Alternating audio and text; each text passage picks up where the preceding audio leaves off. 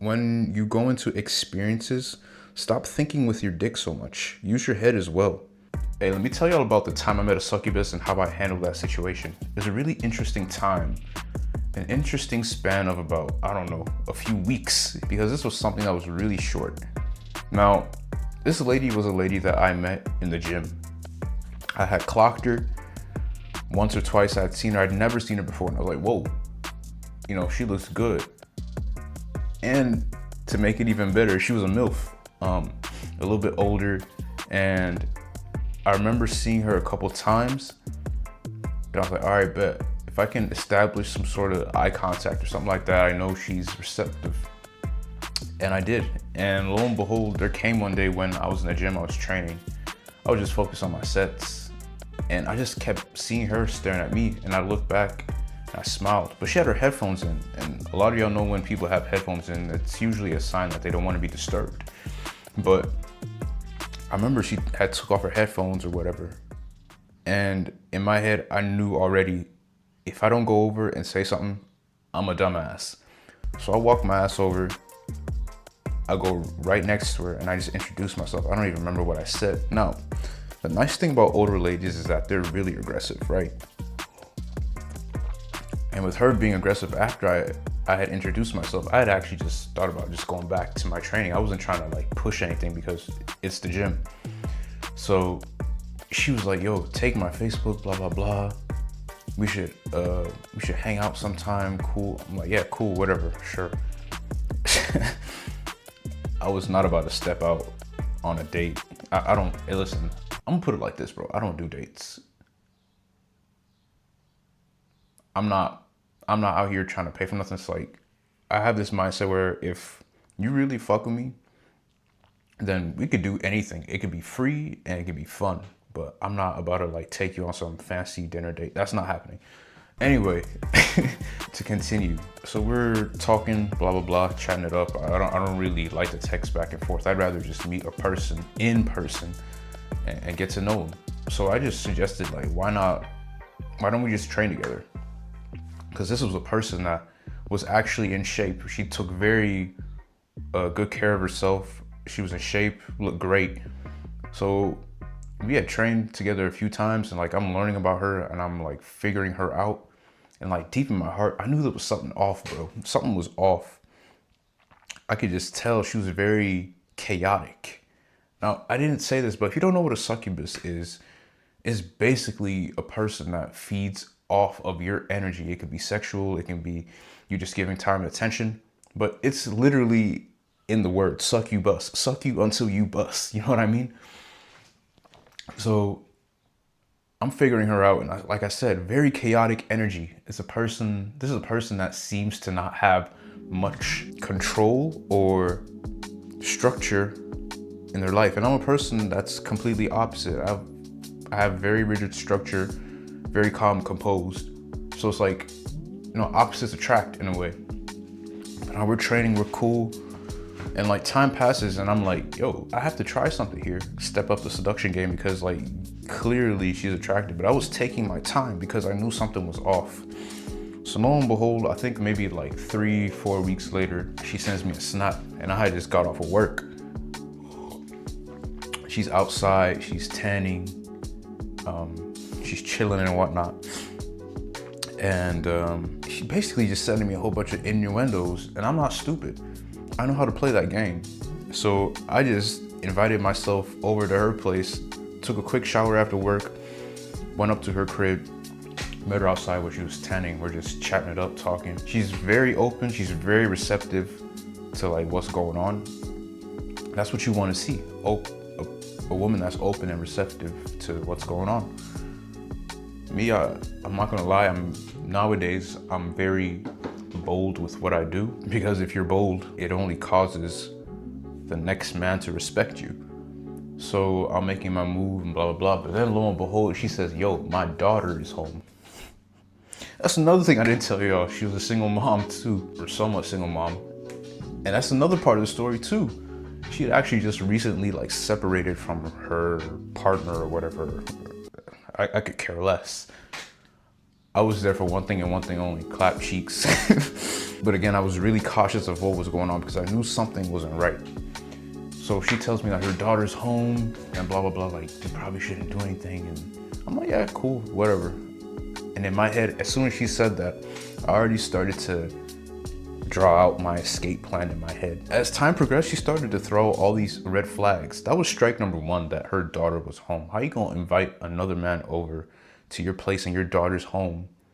That's a bit messed up. Like, your daughter is seeing this growing up, and it's something that you don't want to like show your kids in a way, especially if you're a single parent. You don't want to have people just coming in and out the crib. It just shows who you are. And that was the first thing that popped up in my mind. Like, she's done this before, and it's nothing strange for her to have different men just show up in her life. That was strike one.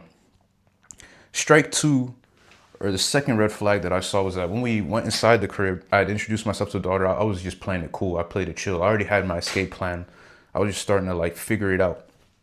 Strike two was we go inside and she offers me some bubbly, a little bit of like champagne, bro. It's like fucking 4 p.m. in the afternoon, for one, and two, your daughter's home. Like, for me, I believe this one's a weird one.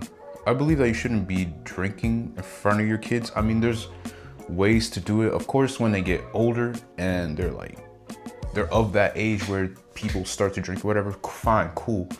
But a young kid that's like 12, 13, like, you're literally trying to get lit in front of her. And it just showed me again, like, this is something that you do often. And it wasn't cool to me, you know? It wasn't cool at all. I just felt sorry for the kid because she's growing up in an environment that's not stable. And it just goes to show why stable men and men that think clearly and have structure and order are needed in a house. I declined on the bubbly. I wasn't trying to drink anyway, and I just declined. I was like, yo, if you got some coffee or something, then I'm cool on that. She makes me a cup of coffee and I'm just looking around the crib, sort of organized, and like I'm seeing like clothes all over the place. And the third strike and the last strike that really put me off, that really let me know that she was a succubus, was something that she said to me. Because I remember when I first met her, she told me that she was an artist. And I was like, okay, cool. That's cool. You're creative. That's good. I like creative people. I like people that, you know, can go into their imagination and bring whatever's in their imagination out to life. And I go into the crib, bro, and I see her art. She starts to show me her art too. And the only thing I saw on the wall was an image. There's several images, actually. The one that stuck out the most to me was a tree.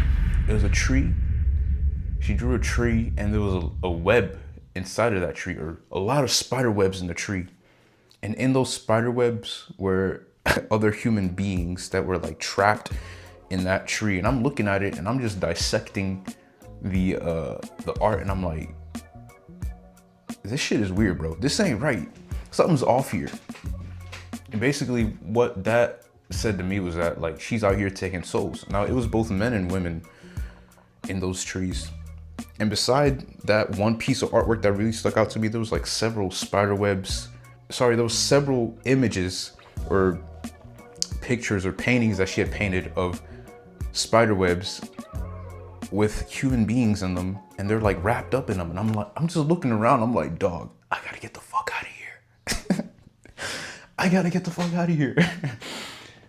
Because this is not gonna go well. I'm just looking around. I'm like, yeah, nice art. And in my head, I'm thinking, like, this lady is a succubus. She's out here taking souls, bro. Taking souls and keeping them. I was like, if I enter this one, I'm gonna end up on one of the paintings. You know what I mean? I can't let that happen. But before like all this happened, I had kissed her and stuff, and again, she was open and receptive, but I was holding back because I just noticed something was off. But that third strike, bro, when I seen them paintings and I seen them and I had dissected it in my brain, I started to understand who she was and what she was about. When I saw that image of like a lady in a tree just like wrapped up, a man too, wrapped up in the spider web, on a tree. I was like, whoa, this shit ain't right, bro. This is an older lady as well. And like, again, all it meant to me was that she's out here taking souls. She's literally a succubus. She's taking energy from people. Time's passing a little bit. I think like 20 minutes, 30 minutes is gone. All this happened like in the span of 90 minutes. So how did I escape the situation? Well, I remember she was in the kitchen, she was doing something, and I remember pulling my phone out. I started to text my brother. Not my literal brother, but one of my best friend down here, bro. I told him where I was, what was going on, and he just laughed. So what I did was that I told him to call me 2 times. Once to call me to get back to the crib so I can get ready to go up to the airport to congratulate someone for finishing up their skill test. Cause I was in flight school at the time and I was like, I can use that to get out of here. I texted him. I was like, yo, call me in like 7 minutes to tell me to start getting ready to go back home so that we can get ready to go up to the airport. And he does it, he calls me. He's like, yeah, bro, you ready to go? I'm like, yeah, blah, blah, blah. And then I text him again after we get off the phone. I was like, yo, text me when you're leaving the house. Cause I knew he lived like 15 minutes away. So if I just leave within 15 minutes of him coming to pick me up, then I'm ready to go, right? After he hung up the first time, I told the lady, I was like, yeah, I'm gonna have to leave here soon because I had to go I had to go up to the airport to congratulate one of my boys on finishing up flight school. I'm doing his skill test. Just a lie. Not true at all. But I had to get out that situation, man, because I knew she was a succubus, and if I kept dealing with her, things could go the wrong way. She's like, yeah, sure, cool. What? And she starts asking me all these questions like, oh, when are you done with flight school, blah, blah. I'm just keeping the conversation going, but in my mind, I'm like, let me just get the fuck up out of here. So 15 minutes passes, my boy calls, and I just get my shit. No, I just leave. I leave slowly. And I remember before I walked out the crib, she tried to like pull a move on me again, and I was not really feeling it at all. I just left, bro. I remember leaving, and I was like, damn, I just encountered a succubus. I think that was my first time encountering a succubus, bro, and seeing it clearly for what it is. It's a person that's just, they're not there, man. They're not there all the way. And this is why things like semen retention are important, and practicing body game and focusing on yourself is important, because, and also understanding women. I really encourage y'all to like take the time to try to understand women. That's one of the things where I'll actually say try, because they can't be understood completely.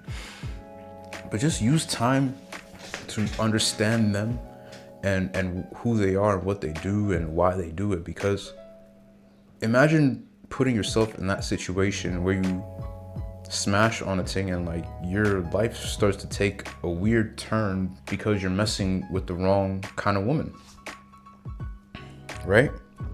So it's really important to do that, man. Take the time to learn women.